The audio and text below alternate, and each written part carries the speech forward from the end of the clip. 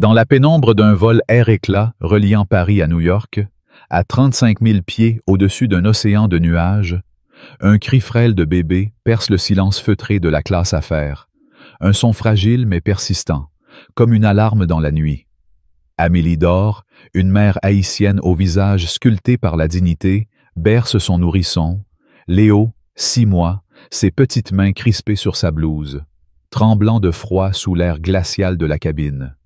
Ses yeux noirs, profonds comme un puits de résilience, scrutent l'allée, cherchant un regard compatissant.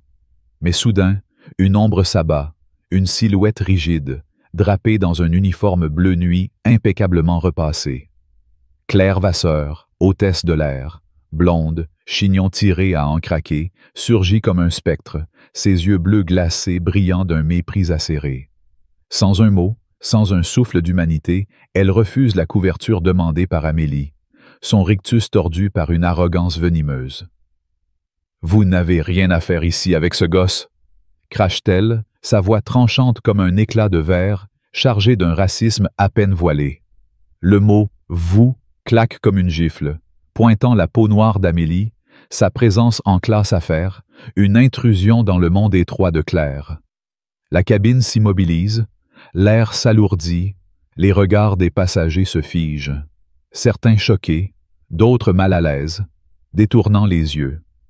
Amélie, professeure d'histoire, 32 ans, sent une brûlure dans sa poitrine, mais son regard reste ferme, une forteresse contre l'humiliation.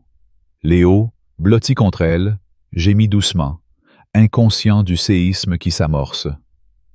Un passager, Théo, un étudiant de 22 ans, dreadlocks noués, sort son téléphone, ses doigts tremblants filmant en secret, capturant l'injustice qui explose sous ses yeux.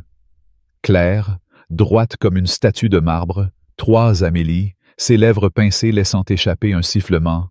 « Faites taire ce môme, ou je vous fais descendre !» Les mots, lourds de préjugés, éclatent comme une bombe, et la cabine vibre d'une tension insupportable. Vous, témoin de cette horreur, ressentez-vous la rage qui monte? Une mère, un bébé, humiliés pour leur simple existence. Tapez, justice pour Amélie.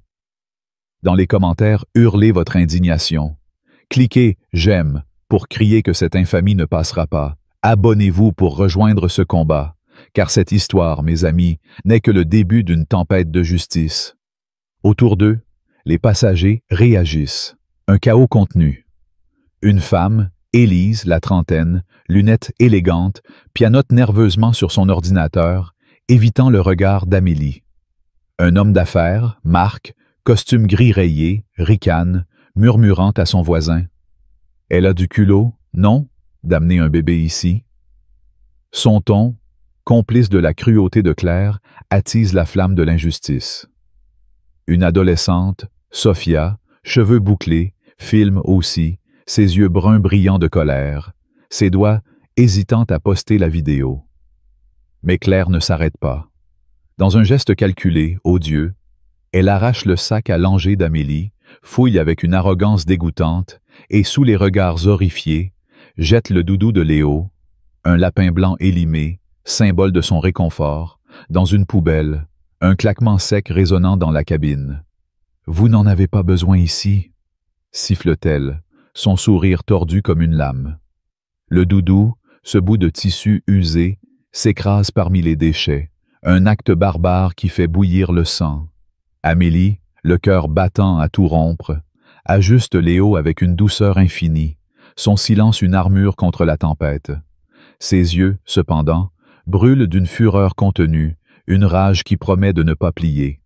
Les passagers, pétrifiés, murmurent, certains outrés, d'autres, comme Marc, hochant la tête en soutien à Claire. Sophia, secouée, poste enfin la vidéo, ses doigts volant sur l'écran. Honte à air-éclat! Une hôtesse jette le doudou d'un bébé. Justice pour Amélie. Le poste s'enflamme, des centaines de partages, une vague de colère qui commence à déferler. Dans l'allée, Claire, sentant les regards la transpercer, redouble d'arrogance. Elle s'approche d'Amélie, son ombre menaçante, et murmure, assez bas pour que seule la mère l'entende. Tu crois que t'as ta place ici, toi? Le mot « toi », chargé de racisme crasse, est un poignard dans le cœur d'Amélie. Ses ongles s'enfoncent dans ses paumes, mais elle reste de marbre, berçant Léo, son roc dans ce cauchemar. Théo, caché derrière un siège, filme toujours, son pouls s'accélérant, son indignation grandissant. Une autre hôtesse, Léa, frêle, cheveux châtains en queue de cheval, observe en secret, son cœur battant à l'idée de trahir Claire. Elle sait que cette dernière règne sur l'équipage, une tyranne au sourire faux, mais l'acte, le doudou jeté, les insultes, la hante. Elle glisse un regard vers un steward, Émile, mince, lunettes rondes, et murmure « C'est trop, non? On doit faire quelque chose. » Émile, nerveux, hoche la tête, ses yeux sombres pleins de doute mais d'un courage naissant. La cabine pulse d'une fureur contenue, les moteurs grondent et l'altitude ne calme pas la tempête humaine à bord. Soudain, une voix grave, autoritaire, explose dans l'interphone, faisant trembler les murs de la cabine. « Claire Vasseur, vous dépassez les bornes. » C'est le capitaine, Antoine Dubois, un homme robuste, cheveux poivre et sel, dont la colère résonne comme un verdict. Les têtes se tournent, les yeux s'écarquillent, les murmures s'amplifient. Le capitaine? Elle est finie. Claire, son rictus effacé, vacille, ses jambes flageolantes sous le poids de cette réprimande. Elle pivote, ses talons claquant sur la moquette, et disparaît derrière le rideau du galet, mais pas avant de lancer un dernier regard venimeux à Amélie, un sifflement à peine audible.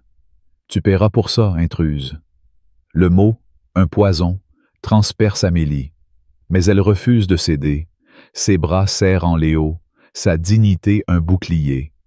Marc, l'homme d'affaires, ricane encore, son verre de vin éclaboussant sa cravate alors qu'il grogne.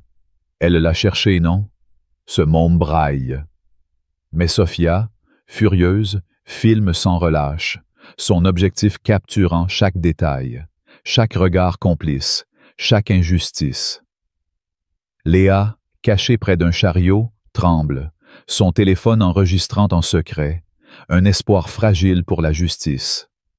La cabine vibre d'une rage collective, l'acte de Claire, le refus de la couverture, le doudou jeté, les insultes racistes, un scandale qui hurle au châtiment.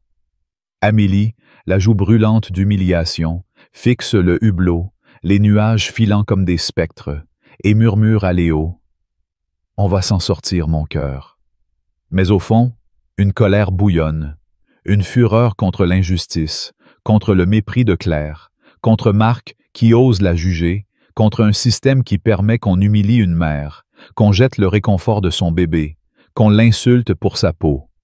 Dans le galet, Claire, le souffle court, s'appuie contre le comptoir, son assurance ébranlée. Elle sort son téléphone, ses doigts fiévreux tapant un message à son délégué syndical, Pierre, un homme sec aux yeux calculateurs. « Cette femme noire et son gosse me font passer pour la méchante. Sors-moi de là. » Elle envoie, son pouls battant la chamade, refusant de s'avouer vaincue.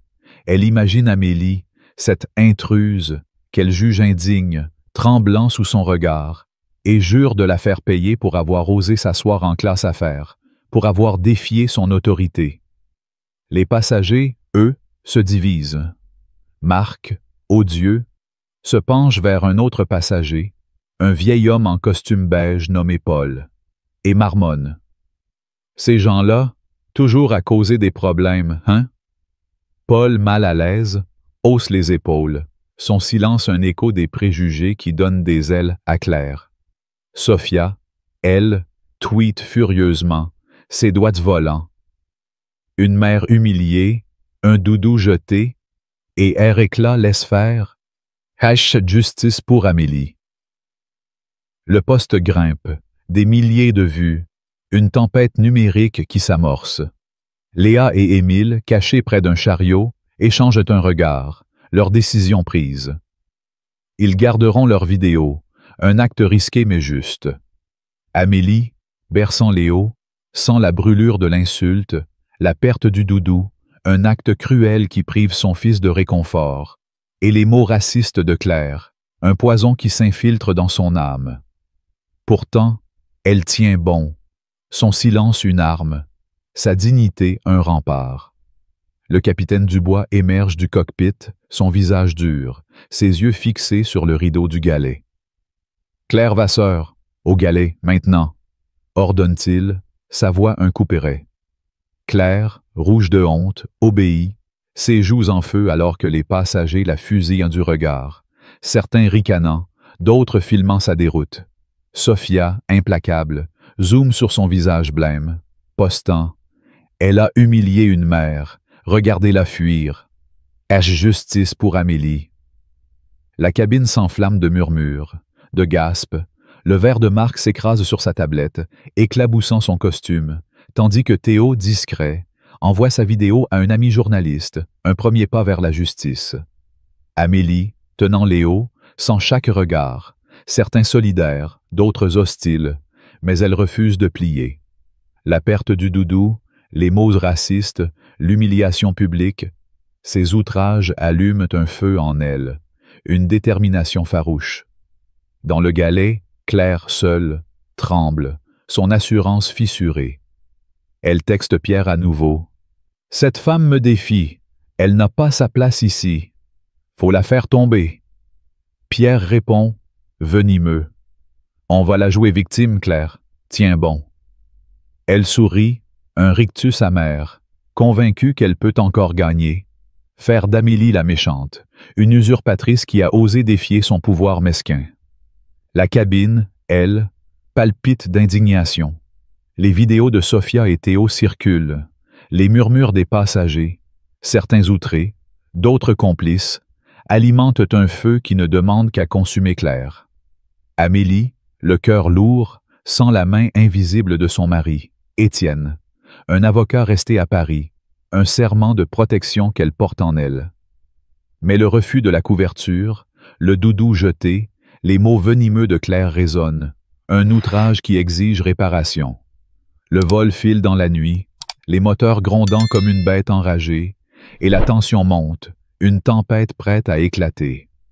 Théo, le cœur battant, murmure à lui-même « Ça ne peut pas continuer comme ça. » Léa, près du chariot, glisse son téléphone dans sa poche, son enregistrement brûlant comme une promesse. Sophia, les yeux brillants, tweet encore. Une mère bafouée, un bébé privé de réconfort, et Air Éclat tolère ça? Justice pour Amélie. Les vues grimpent, des milliers partagent, une vague de colère qui enfle. Claire, dans l'ombre du galet, complote, son esprit tordu cherchant à renverser la situation. Elle imagine Amélie brisée, chassée, humiliée, et savoure l'idée de sa chute. Mais Amélie, fixant l'horizon par le hublot, les nuages dansant comme des flammes blanches, murmure à Léo « On ne se laissera pas faire, mon amour. » Sa voix, douce mais ferme, est un défi, une promesse de lutte. La cabine vibre. Les passagers chuchotent, certains criant « honteux », tandis que d'autres, comme Marc, marmonnent leur soutien à Claire. Un clivage qui déchire l'espace confiné. Léa et Émile, alliés secrets, savent que leur vidéo pourrait tout changer, mais la peur les tenaille. Claire, elle, sent son pouvoir s'effriter, mais sa haine la pousse à riposter, à tordre la vérité. Les moteurs rugissent, le ciel s'assombrit et la guerre s'amorce. Une bataille contre l'injustice, contre le racisme, contre un système qui permet qu'on prive un bébé de chaleur, qu'on jette son réconfort, qu'on insulte une mère pour sa peau. Amélie, tenant Léo, son ancre, sent la rage monter, une fureur juste qui ne s'éteindra pas. Cette injustice, mes amis, vous révolte-t-elle? Une couverture refusée, un doudou jeté, une mère insultée pour sa peau, Un scandale qui hurle vengeance. Tapez « Justice pour Amélie » dans les commentaires, criez votre colère. Cliquez « J'aime » pour soutenir cette lutte. Abonnez-vous pour suivre ce combat, car Amélie a besoin de nous et Claire doit payer pour cette horreur. Le vol continue, et dans la pénombre, Amélie serre Léo, sa raison de lutter, une lionne prête à rugir face à l'injustice. L'avion d'Air Éclat atterrit à New York dans un choc brutal, les pneus crissant sur le tarmac, mais la tempête déclenchée à 35 000 pieds ne s'apaise pas. Elle s'enflamme. Un brasier d'injustice alimenté par la haine venimeuse de Claire Vasseur, l'hôtesse qui a refusé une couverture au bébé d'Amélie d'Or, jeté son doudou dans une poubelle et craché des insultes racistes. Dans la cabine de classe affaires, encore vibrante de murmures outrés, Amélie, la joue brûlante d'humiliation, berce Léo, son nourrisson de 6 mois, dont les pleurs se sont tus, mais dont le petit corps tremble encore, privé de son lapin blanc, son réconfort.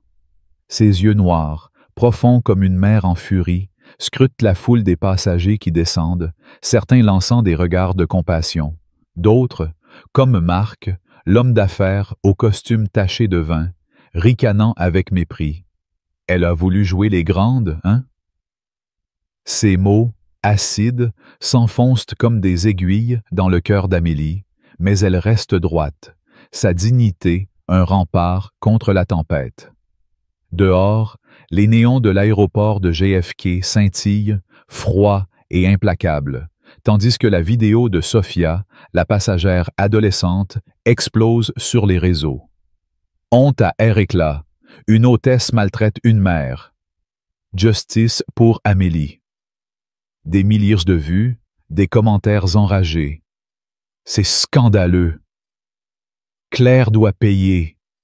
Déferle une vague numérique qui secoue les fondations de la compagnie. Mais Claire, tapie dans l'ombre du galet, ne plie pas. Son visage blême, tordu par une rage froide, cache un plan diabolique. Elle texte Pierre, son délégué syndical, un homme sec aux yeux de vautour. « Cette femme noire me fait passer pour un monstre. Faut la détruire, Pierre. » Pierre, dans un bureau miteux à Paris, répond d'un ton venimeux. « On va retourner l'histoire, Claire.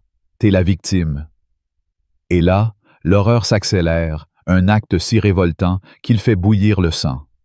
Claire, avec l'aide d'un contact véreux, fabrique une vidéo truquée, un montage grossier mais sournois, où Amélie semble lever la main sur elle, Claire feignant de reculer, l'incident du doudou effacé, transformant la mère en agresseuse.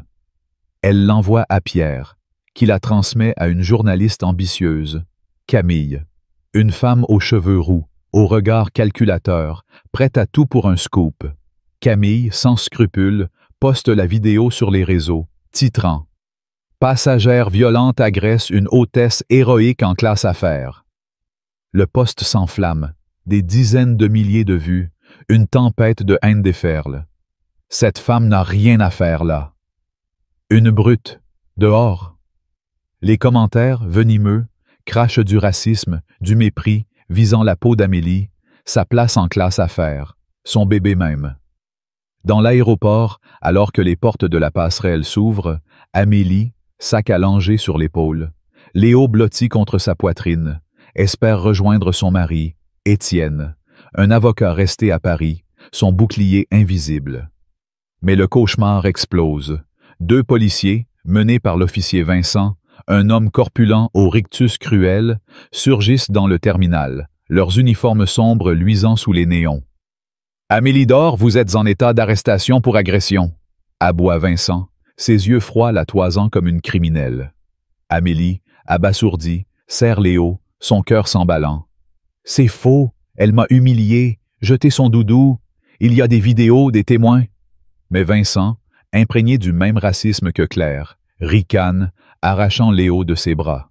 Le cri du bébé, déchirant, transperce Amélie comme une lame, ses petites mains tendues vers sa mère, un hurlement qui fait trembler les murs. Une assistante sociale, une femme au visage dur nommée Diane, emporte Léo, sifflant. « Il sera mieux sans vous. » Amélie, Les larmes refoulées crient « Rendez-moi mon fils !» Mais les menottes claquent sur ses poignets, le métal glacé mordant sa peau, et les policiers la traînent, les voyageurs gaffant, certains filmant, d'autres murmurant, la vidéo truquée de Claire empoisonnant déjà l'air.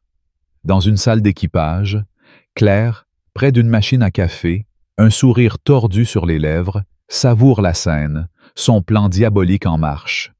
Camille, la journaliste, amplifie l'outrage, publiant l'adresse d'Amélie à Paris, un acte vil qui déchaîne l'enfer. « Voilà où vit l'agresseuse de notre héroïne Claire », poste-t-elle, et une foule raciste, hurlante, se masse devant la maison d'Amélie, dans une banlieue tranquille de Paris. Les cris fusent. « Sors de là, intruse, tu n'as pas ta place !» Des poignes martèlent la porte, des pierres fracassent les vitres, le verre éclatant en éclats tranchants, et un graffiti rouge sang barbouille le mur. Sale voleuse, dehors. Amélie, menottée dans la voiture de police, ignore le chaos, mais son cœur saigne pour Léo, arraché, sa maison en péril. Puis, l'horreur atteint un sommet révoltant. Vincent, le policier corrompu, complice de Pierre, fouille le sac à langer d'Amélie à l'aéroport avant qu'il ne soit confisqué et y glisse un sachet de drogue, un sourire mauvais aux lèvres, marmonnant. « Ton gosse est mieux sans toi, toi et ta race, vous causez que des ennuis. » Un acte ignoble, un piège immonde pour noircir Amélie, la priver de son fils, la briser pour de bon, une injustice qui hurle au ciel, une fureur qui fait trembler de rage. Dans la voiture de police, Amélie, les menottes mordant ses poignets, attrape son téléphone, un sursaut de désespoir, et filme en direct, sa voix tremblante mais brûlante de colère. « C'est Amélie d'Or, ils m'ont arrêté, pris mon bébé, à cause des mensonges de Claire Vasseur. Elle m'a humilié, jeté le doudou de Léo, et maintenant ça. Aidez-moi. » La vidéo, postée sur les réseaux, explose, 50 000 vues, 100 000, des cris d'outrage, honte à Claire. Sauvez Amélie. À Paris, Étienne, le mari d'Amélie, un avocat au regard perçant, apprend la nouvelle, son imposante silhouette de 1,85 m frémissant de rage. « Où est-ce ma femme? Mon fils? » rugit-il, sa voix un tonnerre, découvrant l'arrestation, la vidéo truquée, le vol de Léo. Il appelle son associée, Claire, une avocate aux cheveux courts, au regard d'acier, et aboie. Trouve la vraie vidéo, fais tomber cette hôtesse, maintenant.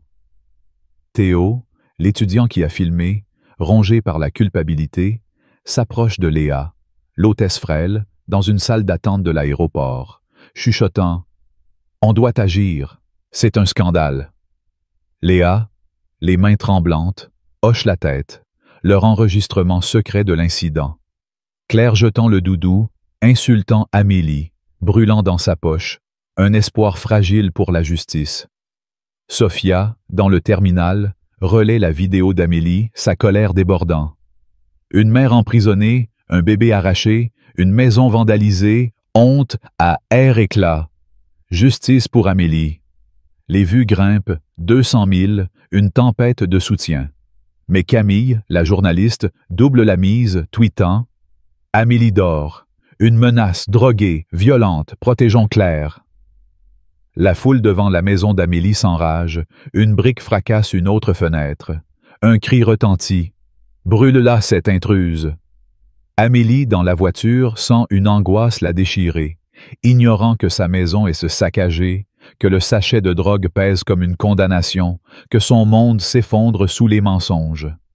Vincent, au volant, ricane. « T'aurais dû rester à ta place, en classe éco, toi et ton gosse. » Ces mots, un écho du racisme de Claire, transpercent.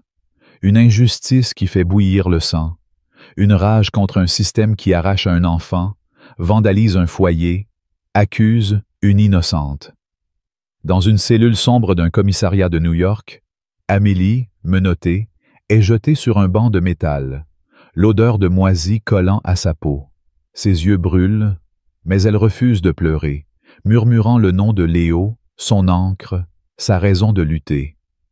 Une détenue, Aïcha, une femme robuste aux cheveux tressés, s'approche, son regard perçant. « T'es celle de l'avion, non? Le doudou, l'hôtesse? » Amélie hoche la tête, la gorge nouée. Aïcha, emprisonnée pour avoir défendu son frère lors d'une rixe, s'assied près d'elle, sa voix rauque mais chaude. « Ils t'ont piégé, ma belle, mais t'es pas seule. » Un bouclier inattendu dans cet enfer. Mais le danger rôde. Une autre détenue, Karen, maigre, yeux fuyants, payée par un contact de pierre, s'approche, une lame improvisée cachée dans sa manche. « T'as cru t'en sortir, star des réseaux? » siffle-t-elle, et elle bondit, visant le flanc d'Amélie. Aïcha, rapide, bloque le coup, tordant le bras de Karen dans un craquement, hurlant « Touche-la, et t'es fini !» Les gardiennes accourent, traînent Karen hors de la cellule, mais Amélie, tremblante, sait que Claire est derrière, une ennemie sans limite, prête à tout pour l'anéantir. Dehors, la foule devant la maison d'Amélie s'amplifie, les cris racistes fusent, une autre pierre brise une fenêtre, et un cocktail Molotov est préparé, les flammes dans les yeux des vandales. Camille, à New York, savoure les clics, son téléphone vibrant de notifications, bien fait pour cette brute. Mais la vidéo d'Amélie, son direct désespéré, gagne du terrain, 300 000 vues, un contre-feu qui fissure le mensonge. Théo et Léa, cachés dans un café de l'aéroport, visionnent leur enregistrement, la gifle verbale de Claire, le doudou jeté, une preuve brute. « On doit la poster », murmure Théo, ses dreadlocks tombant sur ses yeux. Léa, terrifiée mais déterminée, acquiesce. Pour Amélie, pour Léo. Ils envoient de la vidéo à un contact d'Étienne. Un premier pas vers la vérité. Étienne, à Paris, réunit une équipe, jurant de sauver Amélie, de pulvériser Claire. Il texte son avocate. La maison est attaquée, Léo est pris, trouve cette vidéo, détruis-les. Amélie, dans sa cellule, sent son cœur se briser. Léo loin d'elle, sa maison en péril, la drogue plantée un piège révoltant, une injustice qui la consume. Claire, dans une salle d'équipage, jubile, son téléphone vibrant de messages de Pierre. « T'es la victime, la vidéo marche, ils la haïssent !» Mais son sourire s'efface quand le direct d'Amélie surgit, sa voix brisée touchant des milliers de cœurs. Camille, sentant le vent tourner, hésite, mais sa soif de scandale l'emporte, et elle tweet encore. Amélie dort, drogue dans son sac, une danger public. Un mensonge odieux, un coup bas qui attise la foule, les flammes prêtes à dévorer la maison d'Amélie. Aïcha, dans la cellule, murmure à Amélie « T'es une lionne, tiens bon ». Mais les mots de Vincent, de Claire, de Camille, un écho de racisme crasse, transperçant, une rage qui hurle vengeance. Amélie, fixant le mur gris de sa cellule, chuchote « Léo, je te ramènerai ». Son direct atteint 500 000 vues, un espoir vacillant, mais Vincent, dans le couloir, ricane. « Dis ça au juge, trouble-fête ». La vidéo truquée, le sachet de drogue, la maison menacée, un complot immonde, un outrage qui fait trembler de fureur. La nuit engloutit New York, les néons clignotant comme des promesses brisées, mais Amélie, menottée, refuse de plier. Sophia, dans le terminal, filme la foule, les flammes dans les yeux des vandales parisiens via des lives, postant « Ils attaquent sa maison, volent son bébé, à cause d'une menteuse. H justice pour Amélie. » Les vues explosent. 400 000. Une tempête de soutien. Théo et Léa, pleurant de rage, finalisent leur plan, leur vidéo prête à renverser la balance. Étienne, fou de colère, organise une riposte, sa voix un tonnerre. « Claire, tu vas payer !» Claire, cachée, texte Pierre. « Pousse la drogue, fais-la couler, cette noire n'aura rien. » Un plan diabolique, un racisme qui fait bouillir le sang, une mère bafouée, un foyer menacé, un enfant arraché, un scandale insupportable. Amélie, dans la cellule, sent la rage l'envahir. Une flamme inextinguible, sa détermination un roc face à l'horreur. La guerre s'intensifie, et cette injustice, mes amis, hurle vengeance. Tapez « Justice pour Amélie » dans les commentaires, criez votre dégoût. Cliquez « J'aime » pour soutenir cette femme. Abonnez-vous pour voir Claire tomber, car Amélie, contre ce complot, ne pliera pas.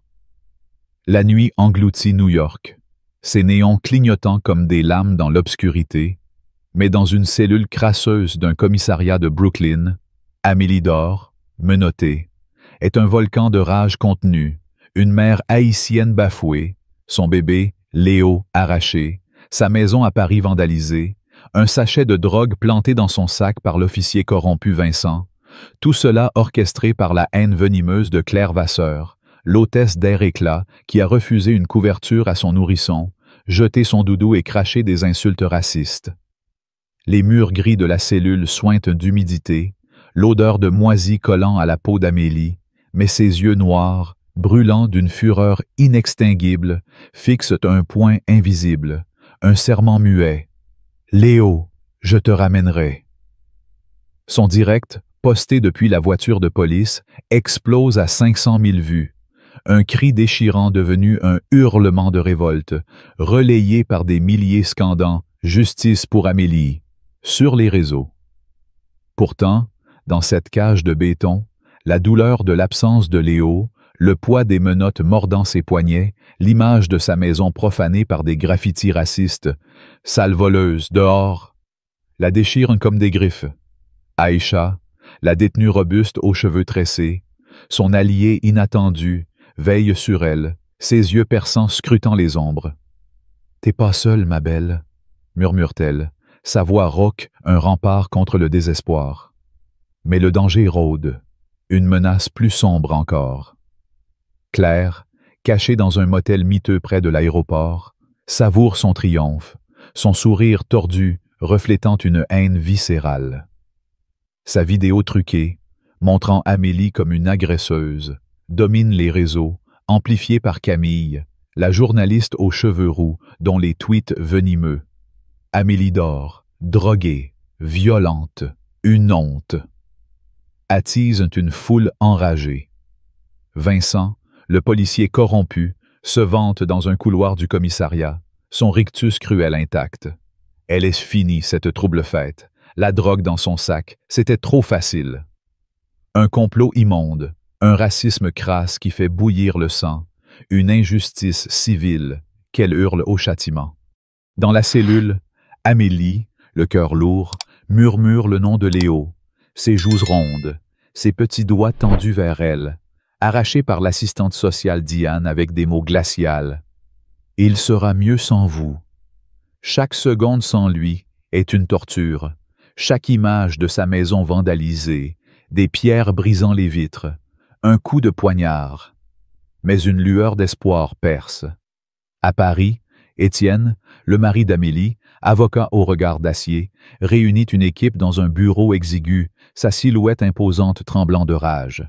« Ils ont pris ma femme, mon fils, saccagé notre maison, planté de la drogue. » Rugit-il à son avocate.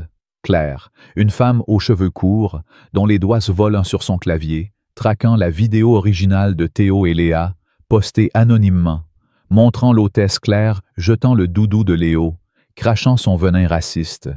La vidéo explose, 1 million de vues, un contre-feu dévastateur, les cris de « Justice pour Amélie » secouant les réseaux. Sophia, la passagère adolescente, relaie sans relâche depuis le terminal de JFK, ses tweets un cri de ralliement. Une mère emprisonnée, un bébé volé, une maison attaquée, et Air Éclat protège une menteuse. Justice pour Amélie. Théo, rongé par la culpabilité, confesse à Léa, l'hôtesse frêle, dans un coin discret de l'aéroport. « On aurait dû poster plus tôt, elle souffre à cause de nous. » Léa, ses cheveux châtains en queue de cheval, les mains tremblantes, murmure. On agit maintenant, pour elle, pour Léo. Ils envoient leur vidéo à Claire, l'avocate, un acte de courage qui fissure le mensonge de l'hôtesse. Mais l'horreur s'intensifie, un acte si révoltant qu'il fait trembler de rage. Claire Vasseur, désespérée, contacte un homme de main, un type louche nommé Rico, lui offrant ses économies. « Fais la terre, en prison, fais vite !» Rico, un colosse au regard vide, infiltre le centre de détention. Un couteau glissé dans sa botte, un sourire sadique aux lèvres. Dans la cellule, Aïcha, vigilante, surprend un échange suspect entre Rico et un gardien corrompu, Victor, payé par Pierre, le délégué syndical. « Finis-la discrètement », murmure Victor, mais Aïcha, rapide, alerte une gardienne honnête, une femme trapue nommée Maria. Rico est intercepté, menotté, son couteau confisqué, un plan diabolique déjoué. Amélie, tremblante, réalise l'ampleur de la haine de Claire, une femme prête à tuer pour protéger son monde raciste, un outrage qui galvanise sa détermination. Aïcha, serrant son épaule, grogne. « T'es une lionne, Amélie, ils ne t'auront pas !» Mais un autre coup frappe. Vincent, le policier, glisse un second sachet de drogue dans les affaires d'Amélie, stocké au commissariat, et texte Claire. Elle ne s'en sortira pas, droguée jusqu'au cou.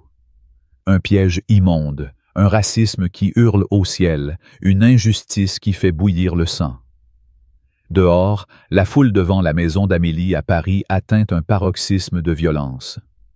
Un cocktail Molotov s'écrase contre la porte, les flammes rugissant, dévorant les rideaux, les photos de Léo, le berceau où il dormait, tout réduit en cendres. Les graffitis racistes, intrus dehors, luisent sous les flammes. Un spectacle d'horreur relayé en direct par un voisin, un vieil homme nommé Jacques, qui tweet, les larmes aux yeux. « Il brûle de la maison d'une mère innocente. N'a justice pour Amélie. » La vidéo atteint 2 millions de vues, une tempête de soutien. Camille, la journaliste, sent le vent tourner. Sa soif de clics vacille face à la vérité qui émerge. Opportuniste, elle contacte Étienne en secret. « Je peux aider Amélie, donnez-moi une exclue. » Étienne, méfiant mais stratégique, accepte, à condition qu'elle expose Claire et Vincent. Camille pivote, tweeting. Nouvelle preuve. Claire Vasseur a menti, Amélie Dore innocente. À justice pour Amélie. Un revirement choquant, mais la vidéo de Théo et Léa, montrant Claire jetant le doudou, s'enflamme. 3 millions de vues, un cri de ralliement. Honte à Claire. La foule divisée commence à douter, certains murmurant. Et si c'était vrai? Dans la cellule, Amélie, protégée par Aïcha, sent un espoir fragile, mais l'absence de Léo, la drogue plantée, la maison en flammes, attisent une rage qui la consume. Une gardienne corrompue, influencée par Vincent, ricane. « T'as cru t'en sortir drogué? Ton gosse est mieux ailleurs. » Ces mots, un écho du racisme de Claire, transperçant, mais Amélie riposte, la voix tremblante de fureur. « Vous mentez tous, je ramènerai mon fils. » Aïcha, admirative, murmure. « T'es plus forte qu'eux tous. » À New York, Étienne organise une conférence de presse, micro en main, face à une foule de journalistes. Sa voix un tonnerre. « Ma femme est innocente. Claire Vasseur l'a humiliée, jeté le doudou de notre fils, menti avec une vidéo truquée. La drogue, plantée par l'officier Vincent. Notre maison, brûlée par une foule excitée par Camille. Voici la vérité. » Il diffuse la vidéo de Théo, l'image de Claire, arrogante, jetant le doudou, projetée sur un écran géant, un coup dévastateur. La foule, choquée, hurle « Honteux !» Les flashs crépitent, et Claire, dans son motel, voit son monde s'effondrer, son téléphone vibrant de notifications. Traîtresse! Menteuse! Pierre, son allié, l'abandonne. Texte laconique. T'es fini, Claire, débrouille-toi. Vincent, paniqué, tente de fuir, mais Claire, l'avocate, transmet des preuves aux autorités.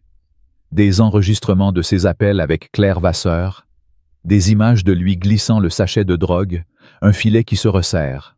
Et l'horreur culmine, un dernier acte révoltant. Claire, acculée, contacte un second homme de main, un voyou nommé Marco, lui offrant ses dernières économies. « Tue-la, en prison, maintenant !» Mais Maria, la gardienne honnête, alertée par Aïcha, intercepte Marco dans un couloir, un pistolet caché dans son sac. Il est arrêté, menotté sous les cris des détenus, un autre plan diabolique écrasé. Claire, dans sa chambre de motel, hurle, son miroir reflétant d'une femme brisée, sa haine l'ayant consumée. La justice frappe, rapide et implacable. Claire est arrêtée, menottée sous les flashs, accusée de diffamation, complot, tentative de meurtre. Vincent, trahi par ses propres enregistrements, est suspendu, son badge arraché, sa corruption exposée. Camille, opportuniste, publie une exclusivité. L'innocence d'Amélie Dore révélée. Claire Vasseur, une criminelle. Amélie, libérée, court dans les bras d'Étienne, leurs larmes se mêlant.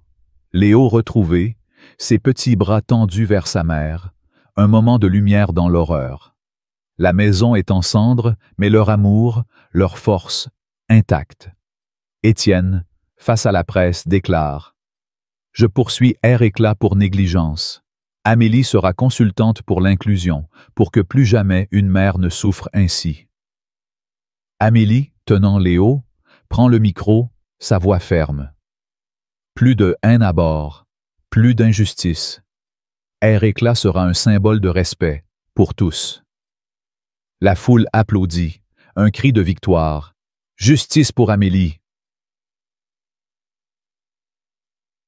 Résonnant. Aïcha, libérée plus tard, serre Amélie dans ses bras, un lien forgé dans l'adversité. Théo et Léa, héros discrets, sourient, leurs vidéos ayant renversé la balance. Sophia, Camille, même Marc, silencieux, reconnaissent la vérité, une leçon gravée dans le feu. Amélie, consultante, bannit le racisme à Air Éclat, sa douleur devenue pouvoir, une mère, une femme noire, une lionne triomphante. La nuit s'efface, New York s'éveille, et Amélie, tenant Léo, fixe l'horizon, sa rage apaisée, sa justice gagnée. Vous, témoins de cette infamie, humiliation, bébés volés, maisons brûlées, drogue plantée, tentative de meurtre, bouillonnez-vous de rage. Tapez « Justice pour Amélie » dans les commentaires, hurlez votre dégoût.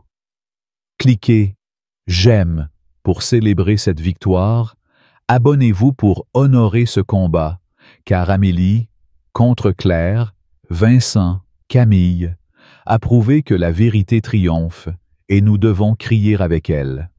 Plus jamais.